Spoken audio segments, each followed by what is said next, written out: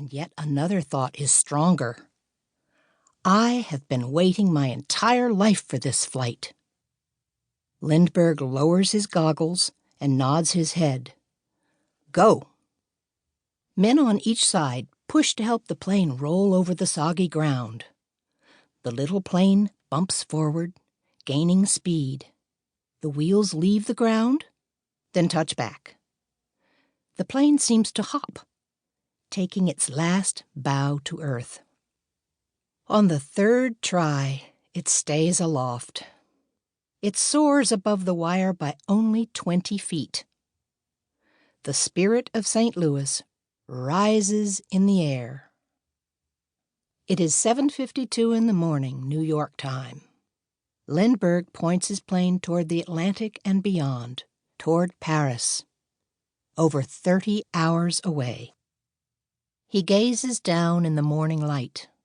How far off Paris seems, across the long ocean. He plans to follow the coastline, flying northeast. The land's edge looks to him like green fingers pointing at the dark sea. To see ahead, Lindbergh pokes a small homemade periscope out the side of the cockpit. Sometimes he flies very close to the water, just 10 feet above the waves. He knows that at this low height, the plane glides more smoothly. The plane drones on. It cruises at about 100 miles an hour. At this rate, he will have enough fuel to reach his destination, but only if he stays on course. Beside him in the cockpit is a little book. He keeps a diary as he goes, all day long, hour by hour.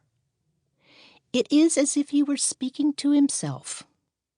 He wants to remember everything, because no one else will ever really know.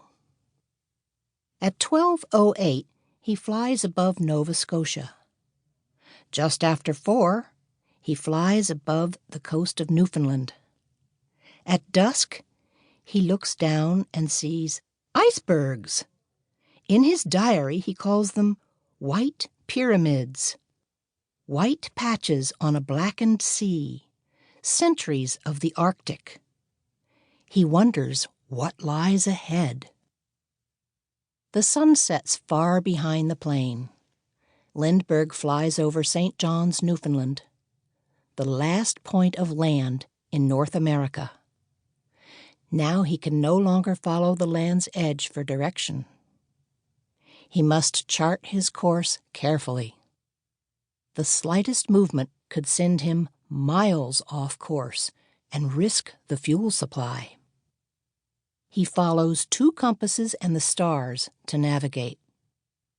As long as the sky is clear, he is safe. But he must stay awake. He writes, "Now I must cross not 1, but 2 oceans, one of night and one of water." Time passes slowly. It is almost 9 o'clock at night, Lindbergh's 13th hour in the air. He has completed 1/3 of the flight.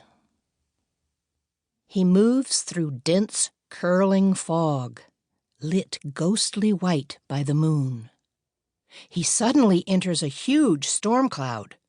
The plane shimmers, moving up and down in the uniform blackness. He wonders, can I fly above it? Slowly he soars to 10,500 feet. Here it is clear, but very, very cold. He extends his arm outside the cockpit and feels stinging pinpricks. He clicks on his small flashlight and peers out.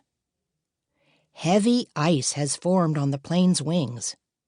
He cannot risk his instruments icing up. He points the Spirit of St. Louis back down. The wings quiver as they slice through the turbulent air. The fog continues, but now, at least, the air